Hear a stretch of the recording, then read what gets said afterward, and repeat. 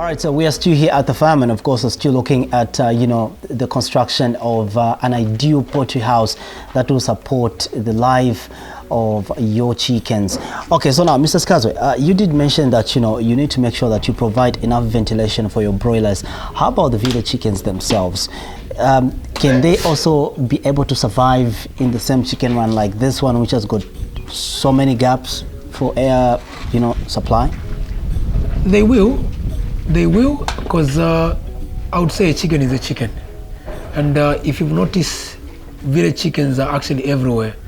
The other time I told one of the presenters at QTV, I told Rhoda to say, basically the way we call them, the reason why we call them village chicken is because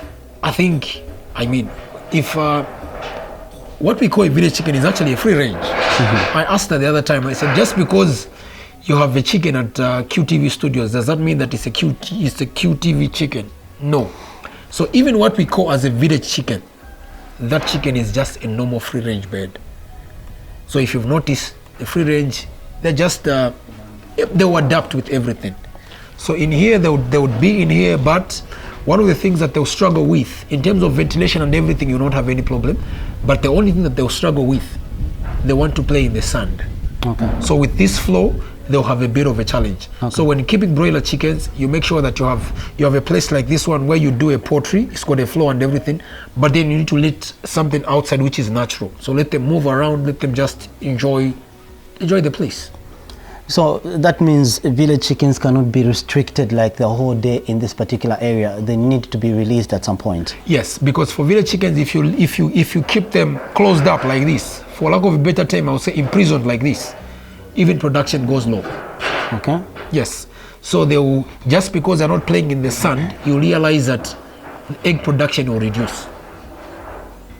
Just because they're not playing on the sun, your village chickens are getting stressed because they're not playing in the natural environment. So you need to make sure that they're in the natural environment, they're natural as possible. How about when it comes to the issue of putting up, I know that, when you're keeping broilers, in most cases, we usually put up some sort of covering. Exactly. When it comes to the putting up of such things, via vacuum planga, via jam, sawdust. How is it done with this floor? With the sawdust, actually, the way it's done with this floor, they will just be put on top. Okay. They will just be put on top. So those sawdust are just like beddings for the chickens.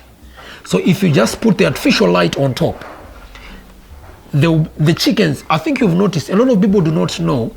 For instance, did you know the reason why chickens love sleeping on things that are hanging?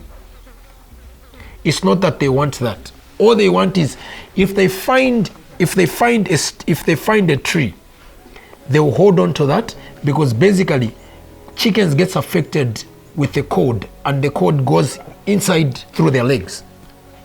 So no wonder you notice chickens love sleeping in places where they're just hanging.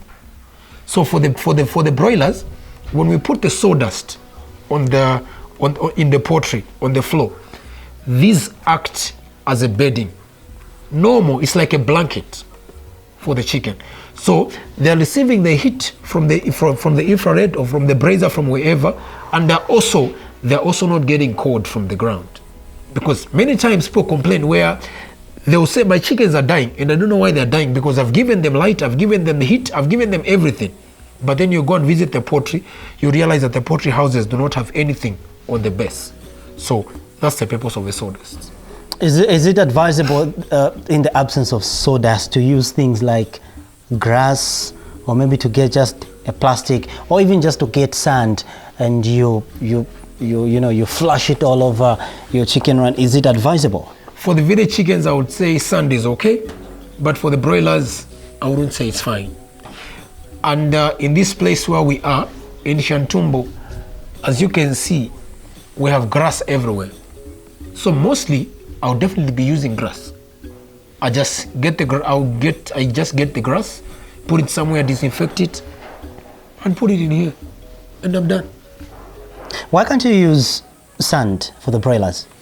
Why can't I use sand for the broilers? Because definitely it will take a bit of time for me to disinfect the sand. And wherever I'm getting that sand, imagine with the way this place is, you've seen goats, there's cattle, there are different kind of animals. So let's say I get whatever sand that I get, and the goats were playing there. If I put that sand in here, basically I'm just killing all my birds. I'm just giving them a disease. So no wonder they always advise, use something that you know where it has come from. I've noticed most of the guys, you can only imagine most of the guys even at Woseko, you find that guys are selling sawdust and they're literally sitting on the sawdust. The other guy probably went in a public toilet, and from that public toilet he sits on the sawdust, or probably playing in the sawdust or whatever. So you realize that I've always been advising people, even the sawdust that we get probably from Woseko, from wherever, make sure that your sawdust is disinfected. But for the sand, it's very difficult to disinfect. On the other side, I'm seeing two well-made wooden houses. I think just from the look of things, they're also for chicken purposes. What do you intend to do with this? And if somebody has got these on their farm, how best can they utilize them? So for these ones, we'll be using our free-range chickens. I'll be taking these at the house. We'll be breeding the house. So these are just specifically for free-range chickens. Free-range chickens, what I mean is the village chickens that we all know as village chickens, but they're free-range chickens. Those are the ones that I'll be putting in here. In the other ones, I'll be putting Brahmans. In the other ones, I'll be putting Appletons beds. So I'll be putting different breeds. And also in the duck family, we are also making these, where we're going to put these at the pond somewhere there. We've got a stream that is seasonal. So this is what we were trying to work out, something how we can be able to capture the water, so that we always have water here apart from the borehole. Apart from the borehole water, we get advantage of that same seasonal stream. I'm still interested in the way you've put up, this chicken run. Pillars all over. Pillars are acting like walls. Yes. And you just have a little wall like this. But when it comes to the security of your chickens, how is it? The guys, as you've noticed, you've seen the guys are still, the work is still going on in this place. We blocking this with chicken wire. Apart from that, we are making sure that we have maximum security, because we need to protect our finances and all. So we need to make sure that we will cover this. Number one, we'll make sure that we protect our chickens from any predator. What I mean is, if we leave it open, birds would come in here, probably dogs would come in here, whatever would come in here and probably kill the chickens. Apart from that, it's actually muntu no vuta. We need to protect kuli wakawalala again, because we can't say no, this Shantumbu is a place, Shantumbu is a village and everything. No. Things are developing here. We have a lot of people that are coming here. Things are happening, and then not everyone that is in here, in this place, has got a mind of moving forward. So we need to make sure that all these places, like Mawaya Monse, we make sure that this place is safe, protected from predator and also from Akawalala. So how big is this chicken run? This chicken run is 15 by 6 meters. We are approximately going to put about 1,500 in here. Okay. And there are other clients that have been calling. They want chickens that are on the smaller sizes, and basically those are the people that I was targeting. So this one, the target was 2,500 broilers for this size. So we're planning to do 10 of these, just as I mentioned earlier. So for the 10, we'll have about 15,000. There's a client that, there are clients that have been calling, and there's a client that called us last week, if I'm not mistaken. They want about 30 tons of broiler chickens every week. Interesting, 30 tons. Yes. So now when you look at 15 by 6 and you're talking about 1,000 chickens, don't you think they'll be squeezed? There wouldn't be enough space for, for any movements? This you'll be surprised that this place is too big. Just as we say it every day, or just as we say every time when we're telling people and educating people on how to do the poultry farms, that we've always insisted, make sure that as you are planning your poultry, have this in your mind. Per square meter, which is 1 meter by 1 meter, in terms of kg, it will give you 28 kg of meat. So for this one, you can only imagine from this end, the 6 meters, from that end up to that end, just the 6 meters by 1 meter, I'll keep 90 chickens. From that end to this end, just the 1 meter, I'll keep 90 chickens. So you're literally multiplying 90 by 15. So technically speaking, you're talking about 1,350. And that space, they have enough space to even play. They have enough space to run around. The problem is when you give the broilers too much space, you'll be feeding them only just to run around. I'm not about to start growing boxers here, because basically they'll just be fighting. Unless if I specifically focus on keeping chickens and I do a chicken fights, then this will be okay. But what we're feeding them, we're feeding broilers that they gain weight and we sell. So the ideal space for them per square meter gives you 28 kg of meat. So if you've got clients that want chickens that are weighing 1.4, then you put 20 chickens in that square meter. So in an event that you notice that your broiler chickens, maybe 1, 2 or 3, or maybe out of 100, you notice that 10, they start showing signs of being bisexual. What I mean is they're also laying eggs. What happens? Do you continue treating them like broilers, or perhaps you need to separate them from the other flock? What happens is a broiler would take almost 18 weeks to start laying eggs. So you will not, during that period of time, you will not even tell that probably this broiler will one day lay an egg. You can't tell. Because for the broilers, we just keep them 6-7 weeks and we sell them off. But if out of interest, you can get, did you notice that the layers, whether male or female, you notice sometimes they're called, or they're all layers. They all lay eggs. You will not even know which one is male, which one is female. In fact, they don't even, those chickens, if you've noticed, they don't even mate. They're basically just there to just lay eggs. At some point, I kept broilers. And one thing that I noticed when I was getting them from my supplier, I noticed that from the flock that I was getting, at some point I had colored broilers.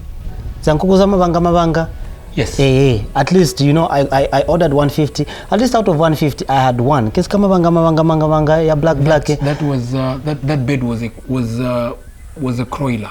Okay. So how did it find itself there? Do we treat it like a broiler, or maybe we need to start treating it like a free range chicken? You know what these guys have been doing deliberately. Nowadays, I've noticed for hybrid, you buy hybrid chickens, you buy 100 of them, and deliberately they will put one sasso for you, which is a village chicken. So basically what they want you to do is, they want you to now figure out, but how did this chicken find itself here? It's different. Then later on, as you go to inquire, they'll tell you, oh, we also supply village chickens, and these are the village chickens. But for a broiler, basically a broiler was made between a bed called a croiler and some bed called a leghorn. So a croiler grows faster. No wonder they made a broiler. They got some genes from a croiler.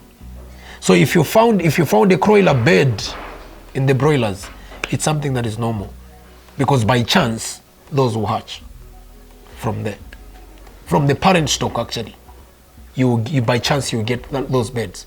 Actually, I'm sure even if I wasn't with you, the one that you found was a black and white. Mm-hmm, mm-hmm. Yes.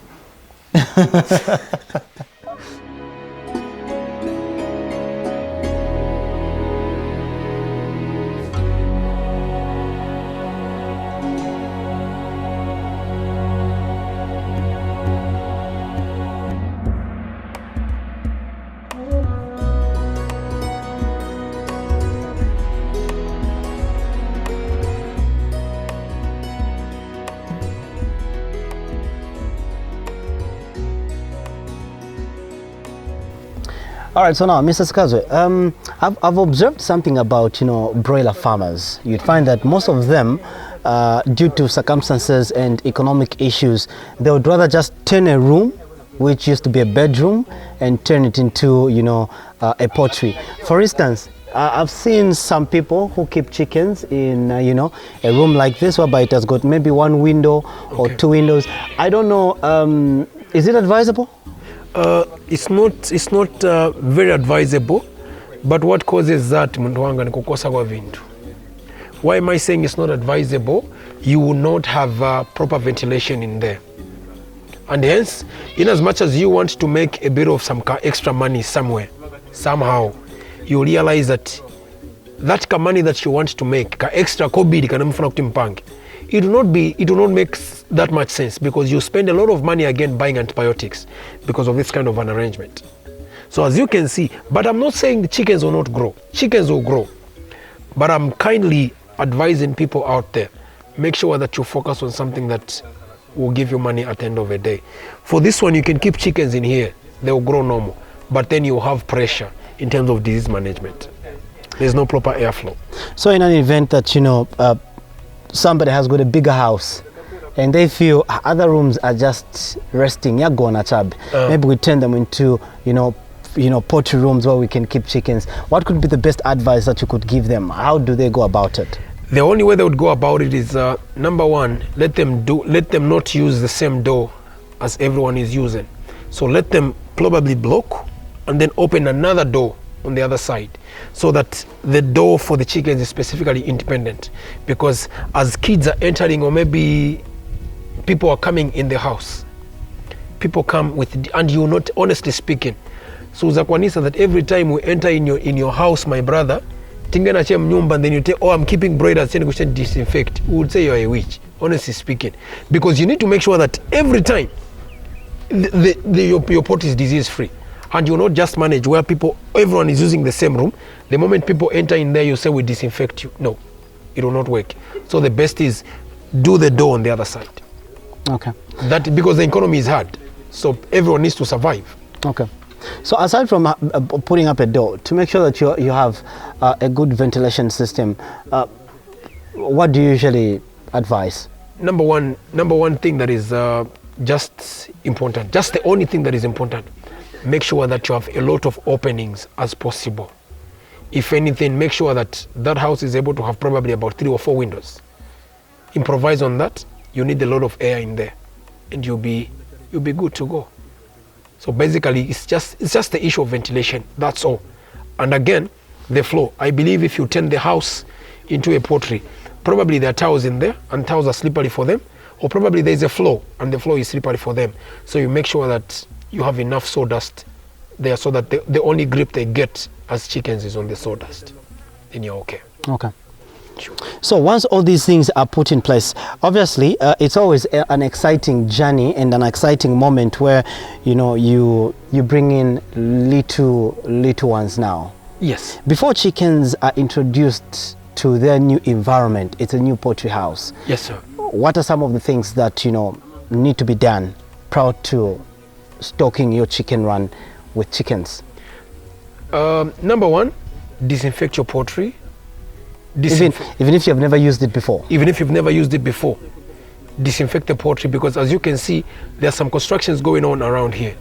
So there are people going in the poultry, there are people playing in the poultry, there are kids that will come, probably they'll be playing in there. So all that, there's an amount of bacteria that remains in there that needs to be cleaned. So in as much as it's a first poultry, you're using it for the first time, make sure that you use your viral kill, disinfect it, probably use some care. There's some medicine called care. You can literally use that to disinfect the roof, disinfect the walls, the floors, and you're okay.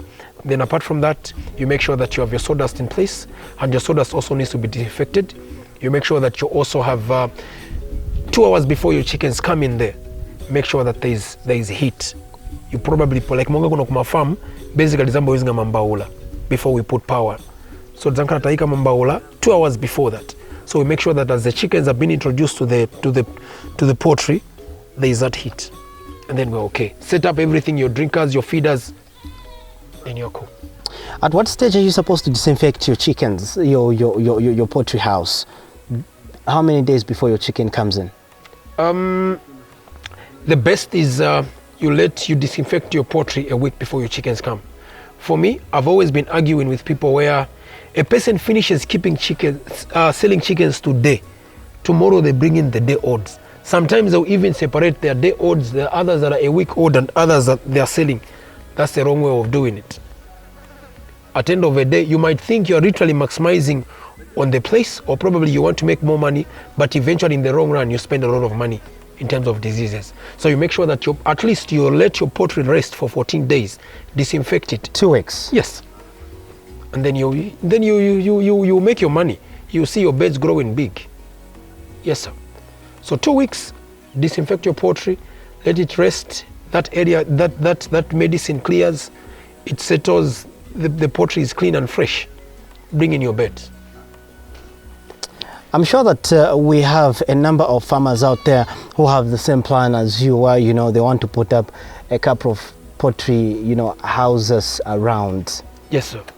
How are they supposed to be positioned? Is it okay, to build one block, then you demarcate it, or maybe they need to be a little distant from each other? They need to be distant from each other, and just as I said, we will be doing. That's the first one that we've done. The other one is coming here, and by the way, this is not a house; it's a hatchery. Okay. So most of our things that will be coming from here will be going in these same poultries.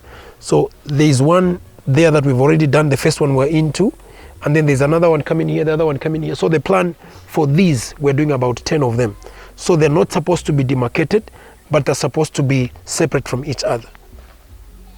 Okay, interesting. In terms of disease management, that will help you, and also just to make sure that you do proper management in terms of counting and everything. Because sometimes when you've just demarcated them, by chance you'll realize that the chicken that was 3 weeks old moves in the one that are 2 weeks, and then you lose your count from there. So let's make sure that that is done as well. So the moment a farmer notices that one of the chickens look to be sick, what are the correct steps that should be taken? The correct steps that should be taken is that one, if they don't have anyone they can be able to consult from, let them make sure that they take the chickens to the vet. They take the chicken to the vet, and one of the ways to detect the healthy and unhealthy bird, you notice that one, the chickens will be just sleepy, and the feathers will be fluffish, so you know that the chicken is not okay. The other thing that we're doing as Alpha Blessed Poultry Farm, we've got about 12 groups on WhatsApp that are actually helping farmers. If their chickens are sick or anything, they just post in the group. Some of them, sometimes we request for videos, sometimes we request for pictures, and we're able to advise them from there. But number one thing, when you detect that your chickens are not okay, seek advice from people that can be able to help you. Number one thing, look for a vet. The good news is, in 2-3 years' time, we're doing our own vet here. So all our clients will be able to come here, and all that, our plan is that all that will be doing all those consultations for them for free. Finally, one of the most common questions that I usually get, especially on most of these farmers groups on social media, is that does viral kill cure Newcastle? It doesn't. It only suppresses the virus. Okay. So what we do is when a chicken has got Newcastle, a broiler per se, when a broiler has got Newcastle, what we do is, as we are giving it viral kill, the virus is suppressed, that the chicken can grow and then we sell. But it doesn't cure it. But it doesn't cure it. So it will just remain there dormant. Okay. The Newcastle will be there dormant and not really advancing. Okay. It will just be dormant. And at the end of the day, the chicken, the journey of the chicken growing continues. Yes. Perfectly. Perfectly. Without infecting others. Perfectly. Perfectly. Because here is the thing. If you've got 100 broilers and one of them has got signs of Newcastle, you must be assured that 50% of those have got Newcastle. So even when giving them medicine, when giving them viral kill, we don't give one. You give to all of them so that you suppress the virus in all of them. Okay. And you continue feeding them. The journey continues and you sell. Well, Mr. Skazo, thank you so much for allowing us really to come through to your farm today. Thank you so much for also helping us really understand the value of, what you need to do when you're putting up a poultry house. I'm sure that in the next few years, we'll definitely come through and find this area has already been stocked. Yes, sir. Thank you so much. Thank you so much. Sure. All right, so ladies and gentlemen, that wraps up this particular episode. So in this one, we strictly wanted to look at, different poultry houses and how they are supposed to be obviously done. So if you are planning on venturing into poultry farming, make sure that those are some of the do's and don'ts that you need to explain. I think, Mr. Skazo was very, very open when he was explaining the issue of ventilation, the issue of disease management, what you need to do when you're managing your flock, and of course when it comes to, putting up a hatchery like this. And if at all you've got a big house and you've realized that you've got enough space that you can turn it into a poultry, some of the rooms you can turn them into poultry rooms. Those are some of the things that you just need to observe as well. Our journey still continues in promoting agriculture here in Zambia, and obviously moving on from Shantumbu, we do not know where we are going next. It could be that we might be in Chilanga, it could be that we might find ourselves in Kafue, or perhaps we might actually go to Eastern Province or Copper Belt or any other province. But believe you me, the next time you see us, definitely it will be in a very, very different environment. Thank you so much for watching. It's bye-bye and God bless.